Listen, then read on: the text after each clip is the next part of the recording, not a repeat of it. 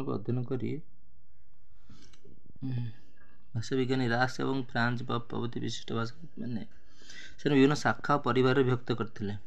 ଭାଷା ବିଜ୍ଞାନୀମାନେ ଏହି ପ୍ରକାର ବିଭାଜନକୁ ପାରିବାରିକ ବିଭାଗୀକରଣ କୁହାଯାଏ। ଭାଷାକୁ ଉତ୍ପତ୍ତିମୂଳକ ବିଭାଗୀକରଣ କୁହାଯାଏ। ପାରିବାରିକ ବିଭାଗୀକରଣ ଅନୁସାରେ ଇଣ୍ଡୋ ୟୁରୋପୀୟ ଭାରତର ଇଣ୍ଡୋ ୟୁରୋପୀୟ, ଆଫ୍ରୋ ଏସୀୟ, ଚୀନା ତିବ୍ବତୀୟ, ତିବେତ ଚାଇନିଜ୍ ବା ଇଣ୍ଡୋ ୟୁରୋପିଆନ୍, ଆଫ୍ରୋ ଏସୀୟ, ତିବେତ ଚାଇନିଜ୍ ବା ଫିନୋ ଉଗ୍ରିକ୍ ବା ଉଗ୍ରୀୟ ଏସବୁ ଭାଷା। ଦ୍ରାବିଡ଼ିଆନ୍ ଦକ୍ଷିଣ ଭାରତ ଅଷ୍ଟିକ୍ ପରିବାର, ଭାରତ ଅଷ୍ଟିକ୍, ଓଡ଼ିଶା ହେଉଛି ଅଷ୍ଟିକ୍ ପରିବାର। କକେସିଆନ୍, ଆମେରିକାନ୍, ଅଷ୍ଟ୍ରେଲିଆନ୍ ପରିବାର ଏସବୁ ଭାଷା। ମାଲେନେସିଆନ୍, ଇଣ୍ଡୋନେସିଆନ୍, ପାଲିନେସିଆନ୍, ପାପୁଆ ପରିବାର, ଇଣ୍ଡୋନେସିଆନ୍, ମାଲେନେସିଆନ୍, ଅଷ୍ଟ୍ରେଲିଆନ୍ ପରିବାର, ପାପୁଆ ପରିବାର, ବୁଶମ୍ୟାନ୍ ପରିବାର। ଦକ୍ଷିଣ ଆଫ୍ରିକାର ଅରେଞ୍ଜ ନଦୀ ଠାରୁ ନଗାମୀ ହ୍ରଦ ପର୍ଯ୍ୟନ୍ତ ବିସ୍ତୃତ ଏହି ପରିବାର ଦକ୍ଷିଣ ଆଫ୍ରିକାର। ପାଲିନେସିଆନ୍, ପାପୁଆ ପରିବାର, ମାଲେନେସିଆନ୍, ଇଣ୍ଡୋନେସିଆନ୍, ଅଷ୍ଟ୍ରେଲିଆନ୍ ପରିବାର ଏସବୁ ହେଉଛି ଭାଷାର ପରିବାର। ଏହି ପରିବାର ଦକ୍ଷିଣ ଆଫ୍ରିକାର ଅରେଞ୍ଜ ନଦୀ ଠାରୁ ନଗାମୀ ହ୍ରଦ ପର୍ଯ୍ୟନ୍ତ ବିସ୍ତୃତ। ଆଦିମ ଅଧିବାସୀମାନଙ୍କ ଦ୍ୱାରା ଏହି ଭାଷୀ ଗଠିତ ହୋଇଥାଏ। ବୁଶମ୍ୟାନ୍ ପରିବାର ଏହାର ବିଶେଷ ଯୋଗାତ୍ମକ ଅଛି। ଆବଶ୍ୟକ କାଳକ୍ରମେ ଏହି ଯୋଗାତ୍ମକ ଭାଷାର ଲକ୍ଷଣ ମଧ୍ୟ ଗ୍ରହଣ କରିଅଛି। ଏହାର କୌଣସି ସତ୍ୟତା ନାହିଁ, ସାହିତ୍ୟ ନାହିଁ। ଏ ଭାଷାରେ ଦନ୍ତ୍ୟ, ମୂର୍ଦ୍ଧନ୍ୟ, ପାର୍ଶ୍ୱିକ, ତାଲବ୍ୟ, ଓଷ୍ଠ୍ୟ ଧ୍ୱନିର ପ୍ରାଧାନ୍ୟ ରହିଛି।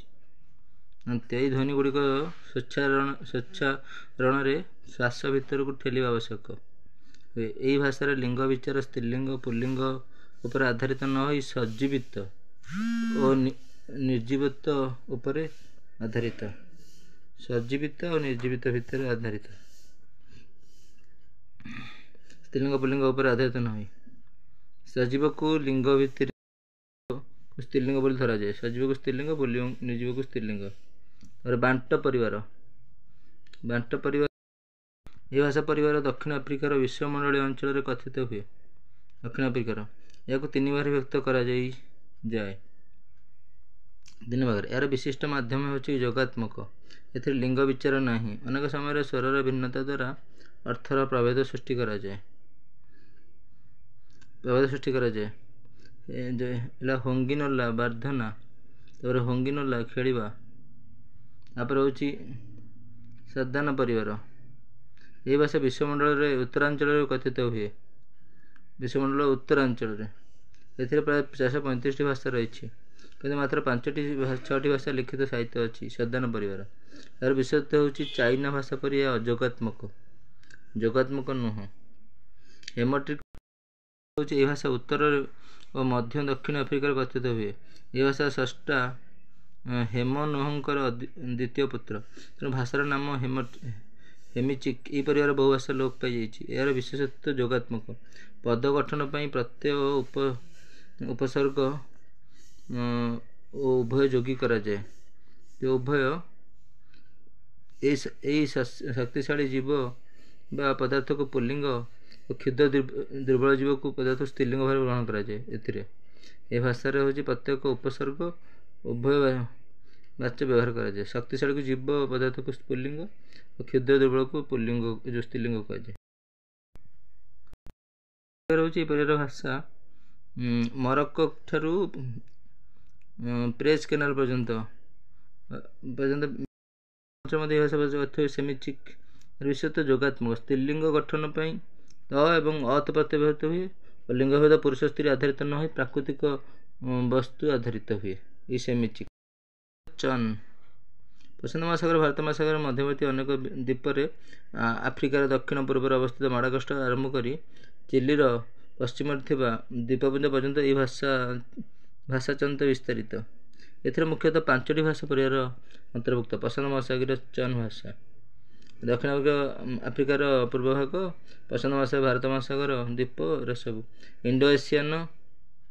एथिरे होची इंडोनेशियन मालेनेशियन सालेनेशियन परिवार और पापुआ परिवार और ऑस्ट्रेलियन परिवार ये पांचटा आग रहिबो कोठी प्रशांत महासागर चन भाषा। इंडोनेशियन परिवार होची ए भाषा भाषाभाषी संख्या 5 कोटी ऊर्ध्व। जाभा सुमांता आज द्वीपपुंज प्रचलित यह भाषा भारतीय आर्य सभ्य माने भारत भाषाभाषी 5 कोटी ऊर्ध्व। जाभा सुमात्रा सब इंडोनेशिया द्वीप पाखापाखि सब द्वीप। संस्कृत भाषार उल्लेखयोग्य प्रभाव परिलक्षित हुए आर्य मान सहित टे संपर्क। एठारे नम भाषा कहते निम्न श्रेणी लोक मैंने नगका भाषा मुख्यतः व्यवहार करती। ये किंचित होची साहित्यिक भाषा यही कथित होची। ये परिवार मुख्य लक्षण होची व्यंजन ध्वनि गुड़िकर अपरिवर्तनशील। यही परिवार मुख्य लक्षण व्यंजन ध्वनि गुड़िकर अपरिवर्तनशीलता। संस्कृत चाइना आरबिक आदि भाषार पर्याप्त शब्द व्यंजन ध्वनि गुड़िकर अपरिवर्तनशील। संस्कृत चाइना आरबिक आदि भाषा पर्याप्त शब्द सब प्रचलित। आरबिक एरा सब आसरे इंडोनेशियन भाषा। मालयेशियन परिवार ये प्रशांत महासागर मध्यस्थ मालयेशियन फिजी एगुरा सब जगार लक्षण होची। मालयेशियन ए वचन प्रकार भेद विचित्र। एक वचन दुई वचन द्विवचन त्रिवचन बहुवचन सब अच्छी। गणना केते बेले 4 उपर केबे 10 उपर केबे 20 उपर गुरुत्व दिया जाए।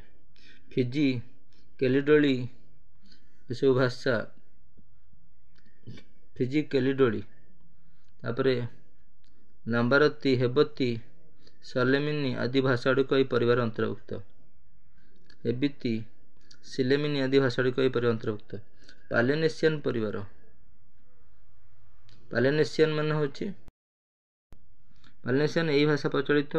इंडोनेशियन परिवार अनेक शब्द एथरे व्यवहृत होता है। पालिनेशियन यह परिवार होची संयुक्त। यही परिवार होची संयुक्त स्वर और असंयुक्त व्यंजन देखा मिले ना।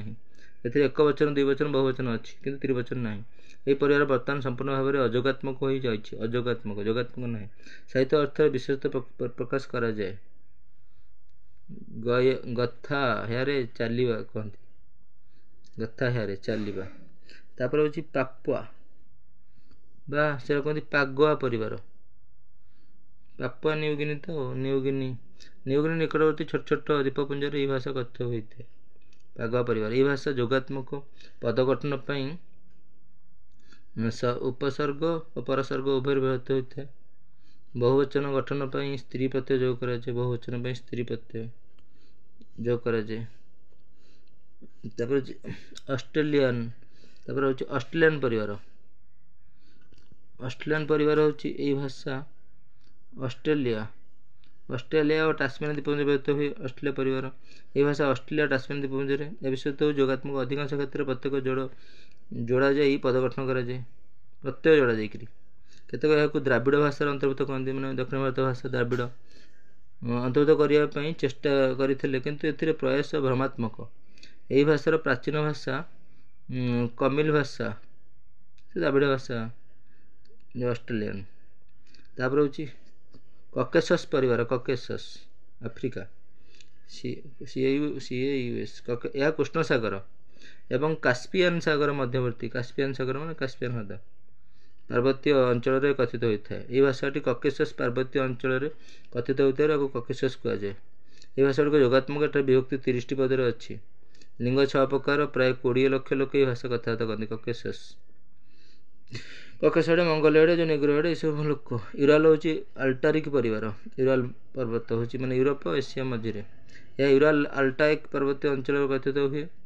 तुर्की हंगेरी फिनलैंड आरंभ कर भूमध्य सागर पर्यंत उत्तर में महासागर पर्यंत उत्तर महासागर पर्यंत मैंने सब यूरोप फिर सब हंगेरी तुर्की से मझीटा उत्तर महासागर पर्यंत। आर आदिवासी भाषा है आदिवासी भाषा।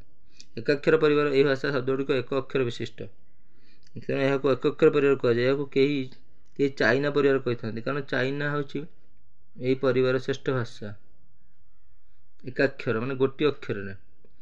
चीन श्याम तिब्बत ब्रह्मदेश मैंने ब्रह्मदेश यही भाषा कथित होता है। चीन इंडो यूरोपीय परिवार छाड़देले इंडिया यूरोप कहते लोक संख्या दृष्टि यह हूँ पृथ्वी श्रेष्ठ परिवार। यहाँ जो ଏହି ପରିବାର ଗୋଟା ଏକକ୍ଷର। ଏହି ପରିବାର ଭାଷାଟିକୁ ଅଯୋଗାତ୍ମକ ମାଣ୍ଡାରିନ୍, ଯାହାକି 400ରୁ ଅଧିକ ଶବ୍ଦ ରହିଛି ମାଣ୍ଡାରିନ୍, ଯାହା ପ୍ରାୟ 2442 ଅର୍ଥ ପ୍ରକାଶ କରିବା ସମର୍ଥ। ମାଣ୍ଡାରିନ୍ ରହିଛି